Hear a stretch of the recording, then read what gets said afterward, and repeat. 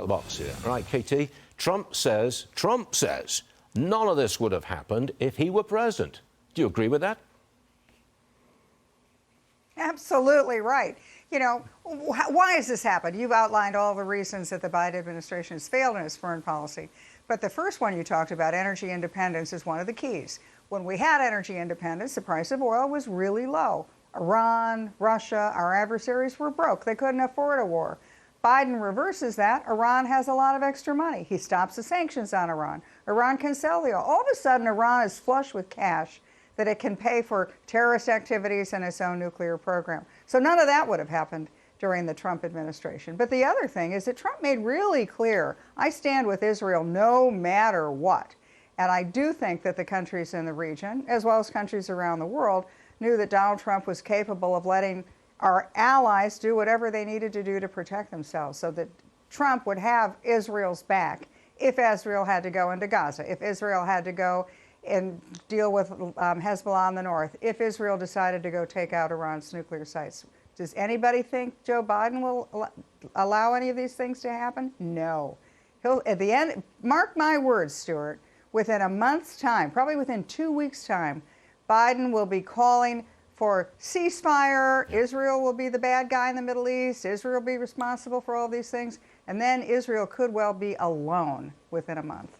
You really think it could be that bad? Yeah, I do. And here's why. I think that Iran is governed by this sense of time is running out. It's now or never. Because if Iran didn't make this move with Hezbollah, Hezbollah would come soon, but Hamas, then Iran was going to face the Middle East, which would have Israel, Saudi Arabia, and the Sunni Arabs all at peace and dealing with each other economically, militarily, diplomatically. Iran left out in the cold.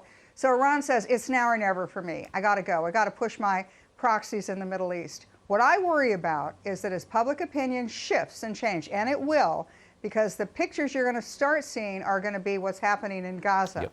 And the Palestinians are really good at spinning it to look like the victims. If the United States abandons Israel or doesn't give Israel what Israel needs to finish the job, will Israel conclude, I've got nothing left to lose, it's now or never? And will Israel conclude, maybe it needs to make a strike on Iran's nuclear sites? And then we have a bigger conflagration in the entire region. Yeah, that's how I see things moving here. Senate Majority Leader Schumer, he's in Beijing. He met with China Xi Jinping earlier this morning. Mm-hmm. Schumer said he was disappointed by China's response to the attacks on Israel. What do you make of this? Oh, come on, give me a break. Did he think that Xi Jinping was going to do anything else? Did he think that Xi Jinping was going to support Israel? Look, the new axis of evil, the new world order you alluded to, that includes Iran, China, Russia, North Korea. China's not going to abandon Iran and Iran's proxy allies in this, and it's certainly not going to rush to support, even verbally support, an American ally in the region. Biden has solidified the new world order against us. You agree with that? Mm-hmm. Yeah, and the trouble with this new world order is who's in the middle. You know, we know who's on the one side, the bad guys. I've just identified them.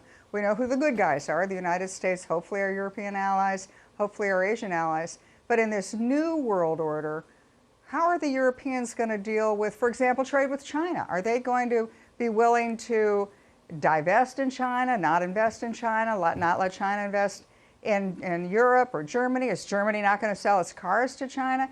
Will our supposed allies be with us in this new world order, or will they find an excuse to sit on the fence? Yeah, who's in the middle? Good question.